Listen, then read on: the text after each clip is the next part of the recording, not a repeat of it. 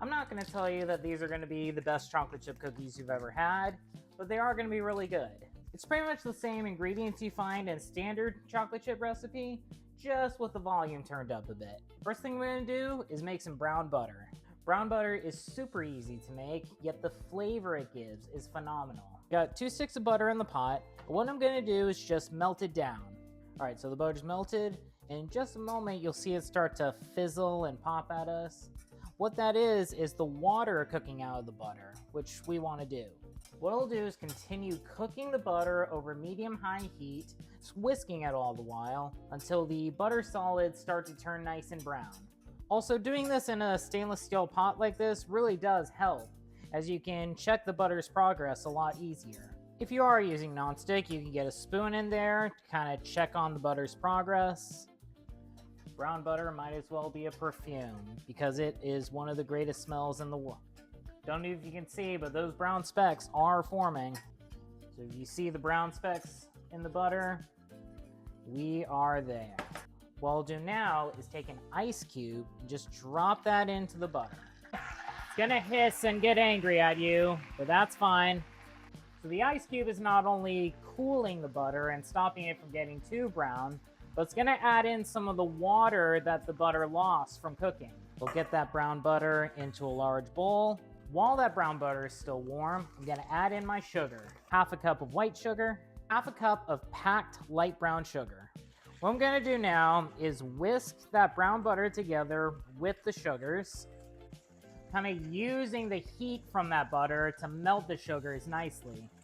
What I love about this method is we don't have to get out a stand mixer, don't have to wait for the butter and sugar to cream. It's really important you let the butter cool down a bit before we add our 2 eggs. Just whisk those in. Then instead of vanilla extract, we're gonna step things up a bit by using vanilla bean paste. Just about 2 teaspoons. Vanilla paste has a much more intense vanilla flavor than extract. And now I'm ready for the flour. So I'll need 2 cups of flour. What I like to do is scoop up the flour and then dump it down a few times. Really lightens it. Teaspoon of baking soda, half a teaspoon of salt, slightly unusual, but go with me, half a teaspoon of baking powder. The baking powder is going to give me a bit of a thicker, chewier cookie, which I personally love. And yes, it's okay if you don't mix up the dry ingredients in a separate bowl. I mean, really, who among us needs to dirty up more dishes? There we go. And now comes the best part, the chocolate. I'm not going to tell you what specific kind of chocolate you should use because I don't know what kinds of chocolate you like. Really, you just want to go with any kind of chocolate that you would eat on its own. If you like dark chocolate, use dark chocolate. If you like milk chocolate, use milk chocolate. Heck, white chocolate is also very good. If you want to chop up a bar of chocolate and fold that in, that'll work really great. It's your cookies, use whatever chocolate you like. I'm actually going to do a trio of chocolates. I'm going to use dark chocolate, semi-sweet chocolate chips, and some white chocolate chips. You really don't want to overwork the dough at this stage. Just want to get it combined. Now, if you're short on time, you could bake the dough right away, but I really enjoy letting it chill in the fridge for about 2 hours. It really firms up the dough and makes it a bit easier to scoop out. Now that the dough's had a chance to chill, it's time to portion it out and get it ready for the oven. An ice cream scoop will help make sure you get even cookies, but it's not needed.